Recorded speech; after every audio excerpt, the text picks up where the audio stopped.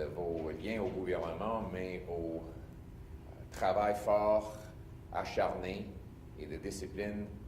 Et malheureusement, depuis 10 ans, des libéraux, c'est seulement ceux qui sont connectés au gouvernement qui sont capables de s'avancer, malgré tout leur travail acharné. Les jeunes, les gens de la classe ouvrière et les aînés ont de misère à payer leurs factures. L'inflation qui a bénéficié, qui a aidé à enrichir un petit groupe de riches en tête, a détruit la qualité de vie de la classe ouvrière et de nos aînés. La vie devient de plus en plus chère. Les jeunes perdent leurs emplois. Le gouvernement a favorisé des politiques pour aider un petit groupe d'élite, que ce soit l'immigration qui est hors de contrôle, qui favorise les corporations qui veulent réduire les salaires, que ce soit les dépenses inflationnistes qui a aidé des milliardaires à ajouter à leur richesse, que ce soit des grandes subventions aux entreprises favorisées, en même temps que le gouvernement punit les petites entreprises. On doit changer ça avec un gouvernement qui est capable de favoriser tout le monde, que tout le monde puisse avoir la chance de gagner une belle vie. Et ça prend un premier ministre en tête qui met les intérêts publics avant ses intérêts privés. M. Carney a refusé de divulguer pendant les élections ses investissements pour permettre aux Canadiens de juger ses conflits d'intérêts potentiels. Finalement, vendredi, on a eu la chance de regarder ses intérêts et on voit un grand nombre de conflits d'intérêts et aussi des déclarations, des contradictions de ses propres déclarations. M. Carney n'a pas dit vrai pendant la campagne électorale. Je vais citer directement ces mots et les comparer aux faits que nous connaissons maintenant. Premièrement, il a dit « Je ne possède rien d'autre que de l'argent liquide et des biens immobiliers personnels, et cela ne changera pas dans la vie publique. » C'est pas vrai. En effet, lorsque M. Carney a dit ça, il savait qu'il possédait 574 actions, en plus des intérêts directs dans les entreprises de Brookfield et de Stripe. Donc, c'était absolument faux de dire qu'il n'avait pas d'autres avoirs que l'argent liquide et des biens immobiliers. C'était faux, et il le savait. Deuxièmement, il a dit que mes biens sont maintenant dans une fiducie sans droit de regard. Je ne sais donc pas ce qu'ils contiennent exactement. C'est pas vrai non plus. C'est lui qui a rempli des formulaires pour le commissaire de l'éthique. C'est lui qui savait exactement les intérêts et les investissements qu'il avait à ce temps-là. Donc, c'était faux aussi. Troisièmement, je n'ai aucun intérêt dans Brookfield, il a dit. Je vais juste citer directement. Je n'ai pas de lien avec Brookfield Asset Management. Je n'ai plus de rôle, évidemment, puisque j'ai démissionné à la mi-janvier. Je n'ai pas de lien avec Brookfield. Mais on sait maintenant qu'il a des investissements directs et des bénéfices directs avec Brookfield qui vont continuer de payer. Il a des unités d'action qui vont payer des profits à lui plus tard. Il a aussi ça s'appelle des achats, des options d'achat d'actions et des unités d'action différées. Donc, ce n'était pas vrai de dire que tous les liens avec Brookfield avaient été coupés. Ça cause des problèmes, beaucoup de problèmes. Parce que si le premier ministre dit des choses qui sont fausses pendant une campagne, comment les Canadiens peuvent-ils croire ce que le premier ministre dit pour l'avenir? Continuons. On sait que le premier ministre a montré une volonté d'utiliser son influence politique pour profiter. Par exemple, à plusieurs reprises avant d'entrer en politique, avant des élections, excuse-moi, il a agi de façon pour favoriser les entreprises dans lesquelles il a été investi. Par exemple, pendant le débat des chefs, il a parlé de Westinghouse, une entreprise d'électricité nucléaire, même si Brookfield, à ce temps-là, avait des investissements à Westinghouse. En plus, il a dit qu'il a utilisé son influence politique en Grande-Bretagne pour favoriser un règlement sur les combustibles d'aviation, obligeant des entreprises d'aviation d'acheter cette combustible. Et c'était un combustible dans lequel il avait été investi. Ces politiques peuvent aussi favoriser son profit. Par exemple, il veut dépenser des milliards de dollars pour subventionner des entreprises qui produisent des maisons et appartements modulaires. Et on sait que Brookfield était investi dans ces mêmes types de maisons et de production. Des pompes de chaleur aussi, c'est quelque chose qu'il voulait subventionner, c'est quelque chose dans lequel Brookfield avait été investi. Donc, les conservateurs sont ici aujourd'hui pour revendiquer que le Premier ministre, explique pourquoi il a fait plusieurs déclarations fausses pendant la campagne électorale à l'égard de ses investissements.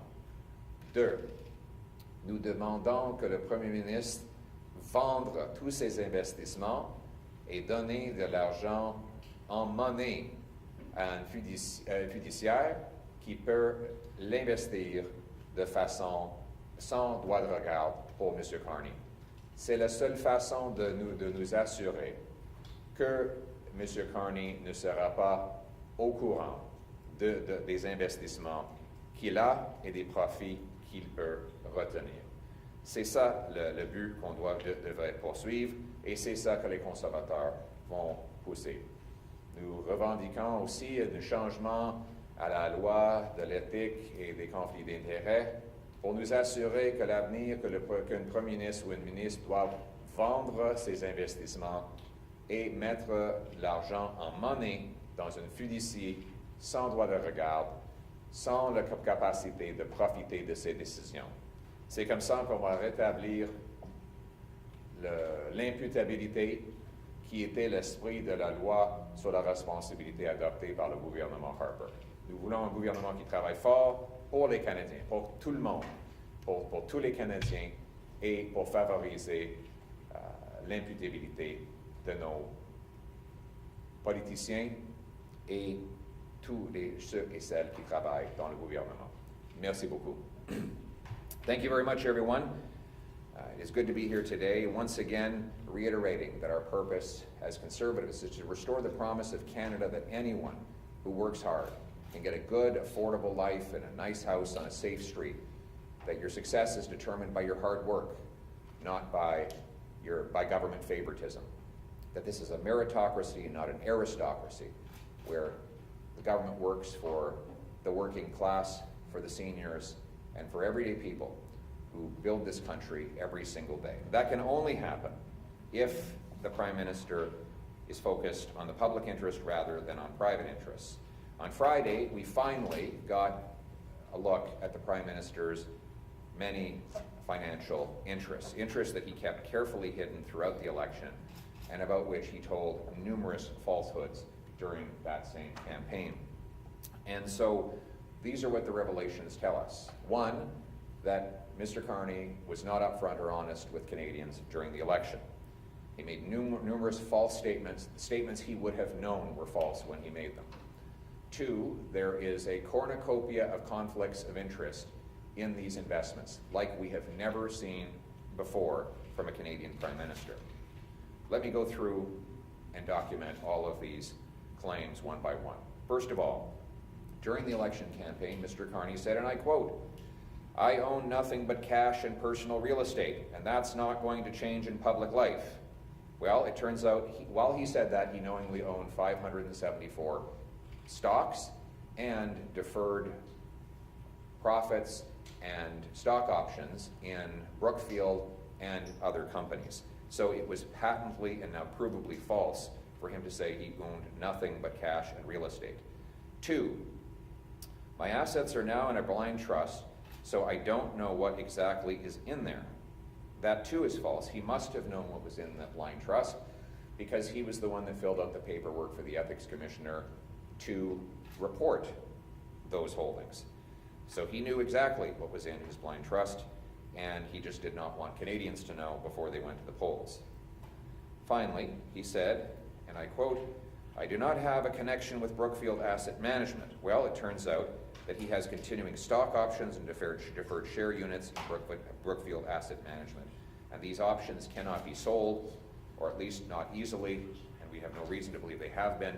So when he said that he had no connection to Brookfield, he was stating a patent falsehood. Now, why should we care? Why should Canadians care about this? Well, Mr. Carney has shown in the past his willingness to use his political connections in order to profit himself. For example, he said, let's see here, he gave public endorsement of Westinghouse in the Leaders debate. Westinghouse is a nuclear energy company which Brookfield is invested in. He has announced he's going to spend billions of dollars on modular homes. Brookfield is invested in modular homes. He says he wants to subsidize heat pumps. Brookfield is invested in heat pumps. He says that jet fuel, in the past he has said that he helped influence regulatory changes forcing aviation companies to buy certain kinds of jet fuel that one of his companies was invested in, so that air passengers have to pay more for their airline ticket to subsidize this specialty jet fuel that profits a company in which Mr. Carney had a financial interest. And the list of potential conflicts goes on and on. How can he possibly be involved in developing a budget when all the tax policies could impact on his investments directly or indirectly? How could he address things like competition policy when his companies might be impacted? Then there's, for example, the digital services tax. The digital services tax is paid by some of the companies that he is invested in, and therefore he has a potential or perceived conflict of interest in that as well. So Conservatives are calling for two things today. One, we call on the Prime Minister to come before you and explain the contradiction. How is it that he was telling Canadians that he only had real estate and cash when he knowingly had stock options, and other deferred benefits? How is it that he claimed he didn't know it was in his blind trust when we now learn that he knew exactly what was in that trust? And how is it that he said that he had no financial interest in Brookfield when he knew exactly that he had stock options and deferred share units? Finally, so we want him to explain why he told Canadians the opposite of the truth during the election campaign. Second, we're calling on the Prime Minister to sell his investments, turn them into cash, hand them to a trustee who can invest them in a way that is completely blind to him, so that he does not have any knowledge of what he owns. That is the spirit of a blind trust. A blind trust is meant to be something that the owner does not know anything about. That's what it means to be blind of the assets. But right now, Mr. Carney is clearly not blind of what he holds, because even we know what he holds due to this disclosure. And this will put him in an impossible position where he will be conflicted at every turn. So either he will have to get up 3 or 4 times every cabinet meeting to avoid stumbling over the 100 plus potential conflicts that the Ethics Commissioner has identified, or he will act in the cabinet to potentially favor his own interests. Neither of those possibilities is acceptable. And so, again, we call for him to explain the falsehoods, sell his holdings, end the conflicts, work for Canadians. We need a Prime Minister whose only purpose is serving the Canadian people, to reverse the massive damage Liberals have done, to reverse the out-of-control immigration, inflation, crime, debt, and our spiraling economy. And here we are, a Prime Minister who's going to be constantly distracted by his private interests when the public interest is in such desperate need of attention. Look at how bad things are in Canada today, and getting worse. The debt is growing faster under Mark Carney than it was under Justin Trudeau. Mr. Carney is spending more in his first budget bill, for his first financial bill, spending more than Justin Trudeau was spending. The deficit looks like it could be even bigger under Carney than it was under Trudeau. We have rising unemployment, a crisis of jobs for our young people. Housing is still unaffordable, and Mr. Carney has so far kept the unsustainable immigration numbers that Justin Trudeau left behind. numbers that are overwhelming housing, healthcare, and jobs, that are dividing our country and breaking up any notion of integration. We need a Prime Minister who's fully focused on undoing the damage that the Liberals have done, not continuing that damage and focusing on his private interests. Conservatives stand ready to help. We will propose amendments to the ethics law that will make these changes that I have just called for, make them law rather than just good practice. We want this to be once again a country where the leaders work for the people, where hard work pays off, where government is on the side of everyday people who work hard, pay their taxes, and play by the rules. Thank you very much. Thank you. We'll now take questions from the floor. Hi, Mr. Poilievre. Simon Tuck from National Post. Hi, Simon. You've had some time since the election to contemplate and think things over. Any plans to do things differently, either in terms of your team or your approach, anything like that? Yeah, look, every election comes with lessons. We want to continue to work hard to reach out to people. We want people to know that, our mission remains the same. Our mission is to give people back control of their lives, to make this a country where anyone who works hard gets a good life, and that homes are affordable, our streets are safe, immigration works for Canada first. Those are going to be the things we focus on. At the same time, we have to ask how we can reach more people with that message. We know now, we ended up getting a tremendous result, 41% of the vote, an extra 2.5 million votes. But 41% might not be enough in the future. And so we have to ask, how can we expand even beyond that number and reach even more Canadians with our message? We need to present ourselves as a government of waiting. Yes, we'll do a great job of prosecuting as official opposition, but we also need to present ourselves as a government in waiting so that when the time comes, Canadians can feel confident in choosing us to lead the country forward. Thank you. Hello, Mr. Poilievre. Stephanie Levitz, the Globe and Mail. Nice to see you. Your party voted in favor of Bill C-5, and as I think you know, Mr. Carney has a meeting this week with First Nations leadership to go over their concerns with the bill. I wonder if you could articulate why you see the legislation as being respectful of Indigenous rights. You voted for it. And what, if anything, you think Mr. Carney ought to be doing to forestall, excuse me, the potential for protests or court challenges as this bill begins to be implemented? Thank you very much, Stephanie. Let me first say that C-5 is far from a solution. It's better than nothing, but not by much. The logic, there's a very big flawed logic in the approach the Liberals are taking. First of all, they put in terrible laws that block development. C-69, the anti-development law, C-48, the ban on offshore shipping, the emissions cap, the industrial carbon tax. And then they've acknowledged that those laws are terrible, so they've passed another law to go around those terrible laws for select projects. This may allow some projects to go ahead. Some is better than none, and that's why we agreed to vote for it. We wanted the possibility that something, anything, could get built in this country, which is not possible under the bad laws the Liberals put in place to begin with. So I don't want anybody to think for a second that we think C-5 is a solution. The real solution is to get rid of C-69, C-48, the emissions cap, the industrial carbon tax, and many more of these other terrible Liberal policies. Then and only then will the hundreds or even thousands of projects that need to go ahead have a free market in which to do so. Now here we are in this strange situation where the Prime Minister has to select these projects to go ahead. Obviously, the best way forward is to win First Nations buy-in. And what I would say is the best way to do that is to ensure that First Peoples benefit from the projects. We had a policy during the election campaign, which I continue to support, which allowed businesses to divert a share of their federal corporate tax to the local local First Nations on whose lands the projects go ahead. This would be own source revenue for First Nations to build schools, hospitals, clean drinking water systems, job training, you name it. And they wouldn't have to go back to Ottawa to ask for money from federal bureaucrats. It would come directly to them.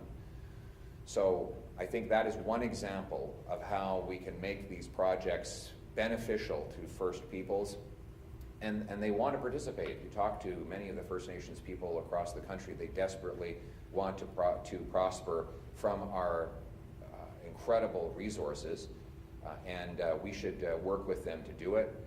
I also think the Prime Minister should set up shovel-ready zones in consultation with First Nations governments that have pre-permits so that projects can go ahead and that First Nations people can be part of them from the very start. I think our First Nations people can be the richest in the entire world. That should be our goal. And only with good policy and hard work can that happen. Thank you. Bonjour, M. Poilievre, Valérie Gamache de Radio-Canada. J'espère que vous passez un bel été. Merci beaucoup. Je vais rebondir sur cette rencontre avec les leaders autochtones concernant la loi C5. Comme il y a vraiment urgence d'agir en raison de la guerre commerciale, est-ce que les leaders autochtones, les Premières Nations, devraient accepter de faire des compromis? Je pense que tout le monde va devoir faire des compromis, c'est sûr, quand on fait des grands projets d'envergure. On a des partenaires, des travailleurs, des investisseurs, des gouvernements, des Premières Nations. Donc, tout le monde doit travailler ensemble afin d'obtenir un bon résultat. Mais je souligne que les Premières Nations peuvent profiter même plus que tous les autres Canadiens. C'est une opportunité exceptionnelle de mettre fin à la pauvreté, totalement mettre fin à la pauvreté dans les communautés autochtones, avec le développement des ressources qui vont fournir des emplois, de revenus pour des programmes sociaux, et j'en passe. Donc, ce n'est pas les Premières Nations qui sont le problème, c'est les bureaucrates et les politiciens à Ottawa. Les Premières Nations avec lesquelles je travaille disent vouloir développer nos ressources naturelles. Je vous donne l'exemple de M. Alice Ross, qui fait partie de notre caucus dans le nord-ouest de la Colombie-Britannique. C'était lui, comme premier conseiller des Haisla, qui a aidé à compléter le projet GNL Canada, ce qui est le plus grand projet dans l'histoire du Canada, 40 milliards de dollars qui a profité son peuple. Ça peut être un exemple qu'on peut partager à travers le monde. Et maintenant, le peuple Haisla va profiter énormément à cause de ce projet. C'est un modèle qu'on devrait répéter à travers le Canada. I just want to repeat that last part in English, because I forgot to mention it. You think of someone like Ellis Ross, who was the first counselor, the chief counselor of the Haisla First Nation. He helped put together the LNG Canada deal in northwest British Columbia that has a terminus at Kitimat, $40 billion. It's the biggest project in the history of Canada, ever. There's never been a $40 billion project. And that doesn't include the pipeline component, which is another $5 or $10 billion. And his people will benefit for many generations as a result of that. Let's take that model, let's spread it right across the country, and let's make our First Nations and all Canadians have the chance to become the most prosperous on earth. Hello, Mr. Poilievre, Ellie Canton-Nantel with The Hub. During the campaign, I visited Western Canada and was honestly shocked with the level of frustration and alienation in Western Canada. You're currently running for Western Canadian seats. What do you have to say to people in the West who are so frustrated that they think that even if you were to become Prime Minister, given that you wouldn't be Prime Minister forever, it's better to just separate than to keep in Confederation because they just think Canada is so broken? Well, I disagree with separation. I'm a Canadian patriot. I was born and raised in Calgary, Alberta, and I understand the frustration. I still think that there's no other country in the world where someone of my modest origins would be able to make it to this place. And that's the story that millions of people have lived and relived from across the country. So we are united by that Canadian promise. But as I say, and I say it here and I've been saying for years, we have to put a final end to this notion that Ottawa tells Alberta to pay up and shut up. And that's what Albertans have been told by this Liberal government for a decade. Their frustrations are entirely legitimate. Alberta is the #1 net contributor, per capita contributor to Confederation, paying more in tax than getting back in federal programs. The major resource, the major industry of Alberta has been under relentless attack for the last 10 years.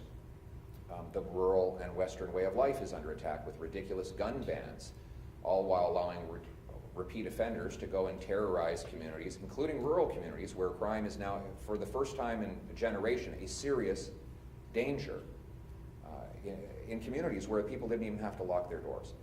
So I say all of that to point out that the frustration is real and it is legitimate, and we should neither dismiss it nor deride the people who hold those frustrations. It's the job of all federal leaders and frankly all members of Parliament to redress the very unfair treatment that Western Canada has been receiving, and I pledge to do that. I understand it. For me it's personal. I was born in '79. It was a few years later that Trudeau 1 hit us all with the big national energy program. My folks were teachers, so they didn't lose their jobs like so many others, but we got smashed with the 20% interest rates on mortgages like everyone else. And I grew up understanding that the federal government had viciously attacked the Alberta economy. And so one of the reasons I got into politics was to bring fairness to my province and to my region. And we'll continue to fight for that by repealing the anti-energy laws, unlocking free enterprise, shrinking the size of the federal government so more of Alberta's money stays in the hands of Albertans, getting rid of the dumb gun laws and instead locking up the real criminals. That's how we redress the very real and legitimate frustration of Albertans, and that's how we unite all Canadians. One last thing I would say is, let's build alliances. Albertans should build alliances with Newfoundlanders and Labradorians who want to develop their oil and gas. They want to develop, our Newfoundland and Labrador cousins want to double their production. We should support that. Let's develop alliances with coastal First Nations who want to liquefy and export Alberta's natural gas over to Asia to get $14 instead of $3 for it. Let's build alliances with Greater Toronto Area communities that want an end to catch and release, to lock up criminals, or to miners in Timmins who want to develop resources or who want to keep their hunting rifles. That's how you get things done. Build alliances to get good results that serve Albertans and all Canadians. Thank you. And we have the final question. Hi, Mr. Poilievre, so Paul Dutch, Global News. You previously called for severe limits to population growth in Canada. Can you clarify what you mean by that? So, first of all, I'll tell you what I don't mean, which is natural population growth. That is almost non-existent in Canada. We have roughly the same number of people who die as who are born. So all of our population growth, in fact, in the last quarter, I think there were more deaths than births. So what I am referring to is migration, net migration. We have millions of people whose permits will expire over the next couple of years, and many of them will leave. We need to ensure that more leave than come in over the next couple of years while we catch up. Well, housing, healthcare, and jobs can catch up. We've had population growth of roughly 1 million a year under the Liberals, while we barely build 200,000 homes. Our job market is stalled, and yet we're adding more people to the workforce. Our young people are facing generational highs in unemployment because the multinational corporations are giving jobs to low-wage, temporary foreign workers, and that ultimately leave our young people without opportunities. Our country is divided, and we're not able to integrate people at this pace. So in order to fix the problem, we've got to we need to put very hard caps on immigration levels. We need more people leaving than coming for the next couple of years. And we need to, so our country can actually catch up. Our immigration policy should invite the right people in the right numbers in a way that puts Canada and Canadians first. Thank you. That concludes today's press conference. The comment you made in French about compromise, would you be willing to repeat that in English? Sure. You made a comment about the need for compromise around C5. Could you Sure. just say that in You English? want it in English? Yeah. Okay. Yes, of course everybody's going to have to compromise. Whenever you do a big project where you got workers, investors, governments, local communities, and First Nations, everyone's going to have to make some compromises in order to get things done. And that's how big projects get completed no matter what. So the good news is that everybody, all of those different groups, can be big net winners. Like these